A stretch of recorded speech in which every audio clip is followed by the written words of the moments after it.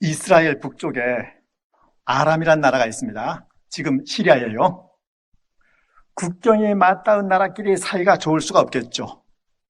걸핏하면은 이스라엘을 침공합니다. 이스라엘이 늘 시달려요. 그런데 언젠가부터 이스라엘이 미리 알고 방비를 하는 겁니다. 기습 공격 효과가 없잖아요. 번번이 실패한단 말이에요. 이제 아람 왕이 어전회의를 소집합니다. 어떻게 된 연고냐? 이거 우리 중에 첩자 있는 게 분명하다. 누구냐? 하니까 한 신하가 그래요. 그게 아닙니다. 우리 중에 첩자가 있는 게 아니고 이스라엘에 하나님의 사람 엘리사가 있습니다. 그 엘리사가 모든 걸 다 자기네 왕한테 얘기하는 겁니다. 이랬단 말이에요. 이방 나라인데 그래도 하나님에 대해서 뭐 들은 풍월이 조금 있는 사람이 있나 봐요. 그러니까 아람 왕보다 그 신하가 조금 나은 거죠.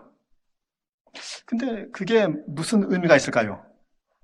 나아봤자 어차피 둘 다 불합격이잖아요. 하나님을 제대로 아는 게 아니잖아요. 예수님 태어날 적에요. 동방 박사들이 유대인의 왕으로 나시니까 어디 계시냐 하니까 헤롯이 깜짝 놀라죠. 대제사장과 서기관 불러서 그걸 영문을 묻습니다. 대제사장 서기관이 뭐라 그럽니까? 유대 땅 베들레헴아, 너는 유대 고을 중에 가장 작지 아니하도다. 내게 산 다스린 자가 나와서 내 백성 이스라엘의 목자가 된다. 그러니까 헤롯보다 대제사장이나 서기관이 좀 낫습니다. 그죠? 나으면 뭐 하죠? 나아봤자 뭐 둘 다 불합격이잖아요. 하나님 보시기에 옳지 않기는 헤롯이나 대제사장 서기관 차이가 없습니다. 뭐 헤롯보다 조금 나아봐야 그거 써먹을 데가 없어요. 순종에는 등급이 있고요. 불순종엔 등급이 없는 거 아세요? 명심하세요. 순종엔 등급이 있습니다. 불순종엔 등급이 없어요. 제 얘기가 아니고 성경 말씀입니다. 찾아볼까요? 이사야 1장이요. 이사야 1장 19절 20절 볼게요.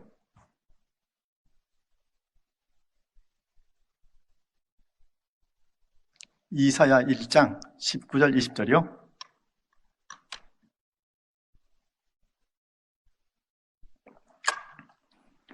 너희가 즐겨 순종하면 땅의 아름다운 소산을 먹을 것이요 너희가 거절하여 배반하면 칼에 삼켜지리라.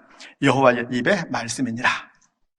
자, 즐겨 순종하면 땅의 아름다운 소산을 먹습니다.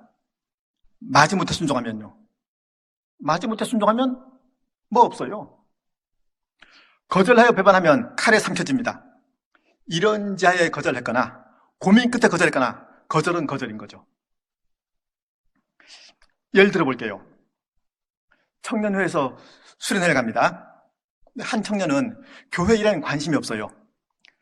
수련회가 언젠지, 장소가 어딘지 아예 갈 마음이 없으니까 애초에 신경 껐습니다. 다른 청년은 갈까 말까 고민하다가 막판에 자기 스케줄 때문에 안 갔습니다. 무슨 차이가 있죠? 둘 다 안 갔잖아요. 불순종엔 등급이 없습니다. 순종엔 등급이 있어요. 자, 수련회를 갈까 말까 하다가 임원들이 하도 가자고 보채니까 막판에 가준 청년. 수련회 한 달 전부터 모여서 준비기도 하고 또 행사 준비 챙기고 이렇게 기도하고 가서 수련회 진행한 청년. 같은가요? 사람들은요, 이걸 뒤집어 생각해요. 분명히 순종엔 등급이 있고 불순종엔 등급이 없는데 거꾸로 순종엔 등급이 없고 불순종엔 등급이 있는 줄 압니다.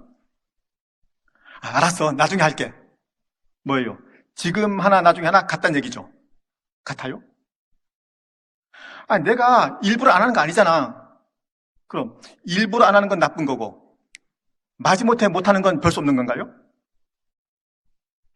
헤롯보다 서기관 대제사장이 조금 나았습니다.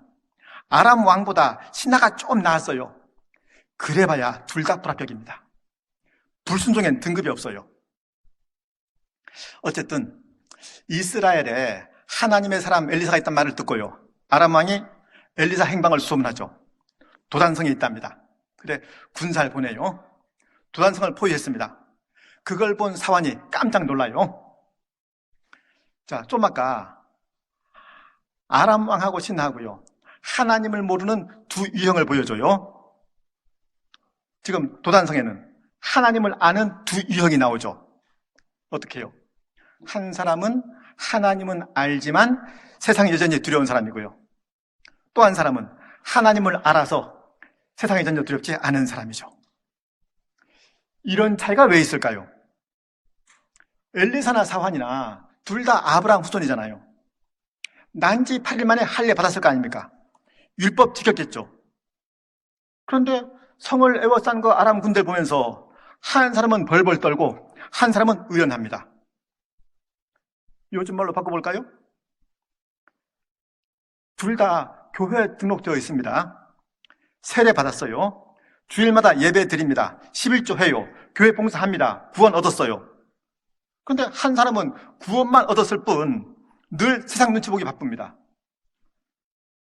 다른 사람은 자기한테 있는 그 신앙으로 세상에서도 늘 의연해요.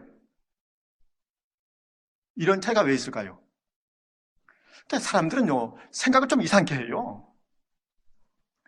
이런 말 들어보셨죠? 이거 믿는 건 좋은데 너무 깊이 빠지면 곤란해. 그런가요? 믿는 건 좋은데 너무 깊이 빠지면 곤란하다. 다른 경우로 바꿔볼까요? 공부 잘하는 건 좋은데 서울대학 수석으로 들어가는 건 곤란하다. 맞습니까? 돈 버는 건 좋은데 은행에서 줄 서만큼 버는 건 곤란하다. 맞아요? 세상에선 도무지 말이 안 되는데 교회에선 그게 말이 되는 줄 알아요. 믿는 건 좋은데 너무 깊이 빠지면 곤란하다. 교회만 오면은 IQ가 반으로 줄어드는 거죠. 아니, 이왕 믿는 거 좀 제대로 좀 믿어봐야죠. 근데 그걸 모르고 늘 눈치를 봅니다. 그러니까 교회에서 남들 다 받는 은혜는 혼자 못 받고, 교회에서 아무도 안 받는 스트레스 혼자 다 받고, 영 재미가 없는 거죠.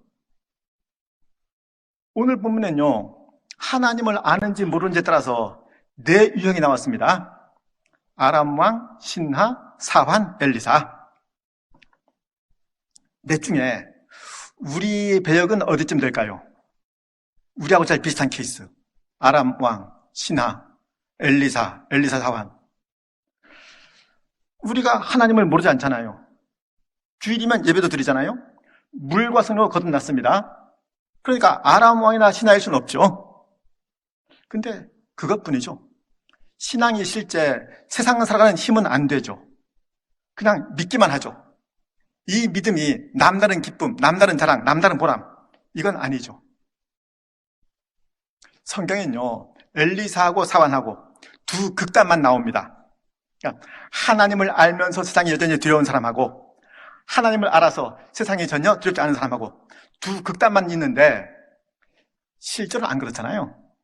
실제로는 이 중간에 수두룩한 그 중간 단계들이 있죠. 어떻게 해요? 하나님을 안다 그러면서도 사소한 일만 있으면 걱정하는 사람. 사소한 일은 괜찮은데 조금 큰 일은 걱정하는 사람. 대부분 걱정하지 않았는데 가끔 걱정하는 사람. 다양한 케이스가 있어요. 마치 그 학교에서 시험 보면요, 뭐 빵점, 100점 둘만 있는 게 아니잖아요. 중간 점수가 많죠. 뭐 12점, 24점, 38점, 62점, 92점, 78점 수두룩한 점수가 있습니다. 결국 신앙은요, 지금 자기 자리에서 조금씩 앞으로 나가는 거예요. 늘 제자리에 머물러 있으면 안 되죠. 어떻게 조금씩 나아지는 게 있어야죠. 난 예수 믿는다.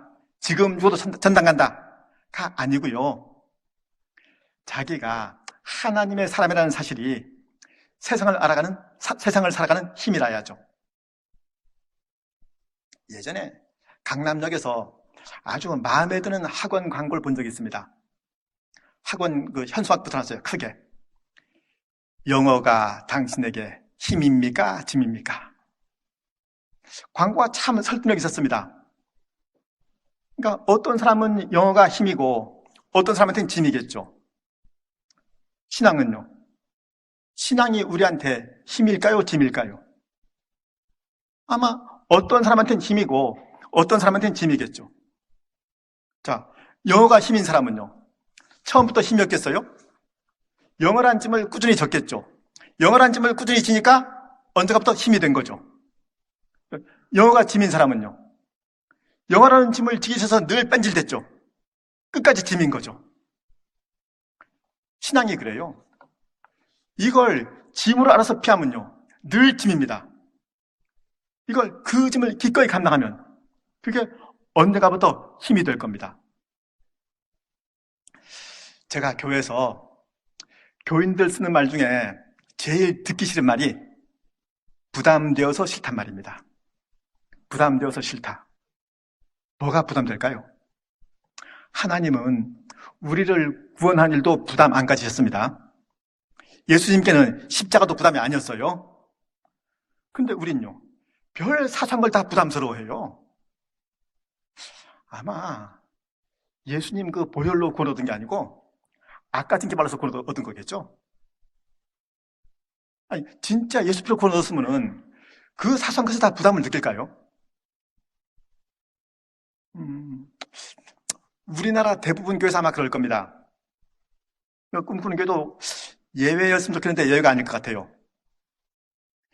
절기만 되면 주일 헌금 액수가 확 줄어들죠. 아닌가요? 혹시 재정 맡으신 분? 이유가 뭘까요? 왜 절기 때 주일 헌금이 평소에 반으로 떨어질까요? 절기 헌금 한다는 이유로 주일 헌금 안 하는 거죠. 혹시 보너스 나올 때 본봉 안 나오는 회사 있나요? 자, 구약 이스라엘 때 절기 보세요. 1월 15일부터 일주일이 무교절입니다. 7월 15일부터 일주일 수장절이에요. 절기를 지키는 기간이 일주일이니까 절기 안에 안식일이 있습니다. 어떻게 해야 돼요? 절기니까 지나갑니까? 절기는 절기고 안식일은 안식일이죠. 주일 헌금은 주일이라서 하는 거고요. 절기 헌금은 절기라서 하는 겁니다. 근데 절기만 되면 주일 헌금 안 해요. 이게요, 굉장히 무서운 말입니다. 잘 생각해 보세요. 모든 교인이 절기 헌금 다 참여하지 않죠. 절기거나 말거나 신경 안 쓰는 교인이 사실 태반이잖아요. 절기 헌금 한다는 얘기는 교회에서 열심히 있다는 뜻입니다. 그런데 그런 분들이 절기면 주일 헌금 안 합니다. 야, 그 임직식에 그 이상한 목사 왔는데 절기도 주일 헌금 하라 그러더라. 전 지금 이 말씀 드리는 게 아니고요. 하나님을 향한 우리 기본 정서가 인색함입니다. 그렇죠? 절기 때 주일 헌금 안 해도 된다고 가르치는 사람 없잖아요. 이거 아무도 안 배웠습니다. 아무도 안 배웠는데 자연스럽게 조금도 안 찔린 채 그렇게 해요. 태연하게. 이게 잘못인 걸 모르는 거죠. 왜요? 하나님을 향한 우리의 기본 정서가 인색함이거든요. 예전에 제가 교회에서 이 말 한 적이 있어요. 한 분이 그럽니다. 예배 끝나고, 아이, 목사님, 둘 다 하면 부담되잖아요. 제가 그 말 듣는 순간 피가 거꾸로 솟는 줄 알았습니다. 한번 상상해 보세요. 그때 그분이 평소 주일 헌금을 얼마나 했길래 부담된다 그럴까요? 설마 주일 헌금을 한 10만 원씩 했을까요? 이게 한 10년 전 얘기니까 5천 원 아니면 만 원이었겠죠. 근데 그게 부담된답니다. 세상에. 왜 부담될까요? 액수가 커서 부담되는 게 아니죠. 안 해도 되는데 해야 된다. 그래서 부담되는 거죠. 예수님은 우리 위해서 십자가에 달린 것도 부담스러워하지 않으셨는데 우린 별걸 다 부담스러워하더란 말이에요. 아무래도요, 예수 피로 구원 얻은 게 아닙니다. 아까 징계 발라서 스스로 구원 얻었다고 우기는 거죠. 다시요, 도단성 봅니다. 엘리사는 태연한데 사환은 겁에 질렸어요. 엘리사가 기도했죠. 그랬더니 17절 끝부분에요. 불말과 불병거가 산에 가득하여 엘리사를 둘렀더라 이랬죠. 불말 불병거가 도단성을 둘러서 도단성 안에 있는 엘리사가 덤으로 보호받는다? 아닙니다. 불말 불병거가 엘리사를 지키고 그래서 그 엘리사가 있는 그 도단성이 덤으로 보호받습니다. 예수를 믿으면요, 저도 이쯤은 되어야죠. 가나안 농군학교 성그 김용기 장로 개인 기도실에 조국이여 안심하라 이렇게 쓰여 있답니다. 적어도 이 정도 부분이 있어야 되는 거 아니겠어요? 아니, 우리야 사실 뭐 김용기 장로가 아니니까 급이 다르니까 그만큼 아니라 치고 여러분은요, 최소한 꿈꾸는 교회여 안심하라. 이쪽은 돼야 될 거 아닙니까? 사람들이 걸핏하면 좋은 교회를 찾습니다. 어느 교회가 좋은 교회인지. 아니, 좋은 교회 가서 거기 속하면 저절로 좋은 교인 되는 거예요? 기왕이면요, 자기가 좋은 교인 되어서 자기로 인해서 그 교회가 좋은 교회 되면 안 돼요? 사실 제가 담임 목사님, 박 목사님하고 절친입니다. 개인적으로 형 아우해요. 저는 그래서 박 목사가 목하는 이 꿈꾸는 교회가 좋은 교회 되길 바랍니다. 여러분은 바라지 마세요. 아멘 하지 마세요. 여러분은 바라지 마시고요. 여러분은 여러분이 직접 좋은 교인 되어서 여러분으로 인해서 꿈꾸는 교회가 좋은 교회 되길 바랍니다. 특별히 오늘 임직받는 분들께 당부드릴게요.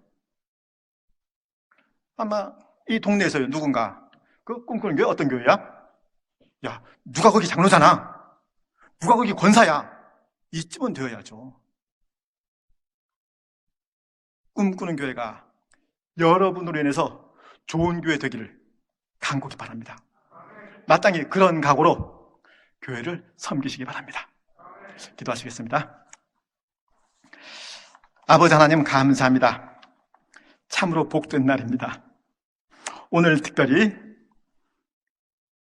친히 가려 뽑으신 사랑하시는 주의 종들 있사온데 아버지 하나님, 이제 그들 머리머리에 친히 안수하여 주옵소서. 정녕 그들로 인해서 이 꿈꾸는 교회 더욱 좋은 교회 되게 하여 주옵소서. 이 꿈꾸는 교회 지금도 좋은 교회지만 오늘 임직받는 이분들 통해서 지금보다 5년 후보다 10년 후가 더 좋은 교회 되도록 그렇게 모든 분들 인도하여 주옵시고 정녕 그런 각오로 모두가 다 교회를 사랑하며 섬길 수 있게 하여 주옵소서. 예수 그리스도를 기도드리옵나이다. 아멘.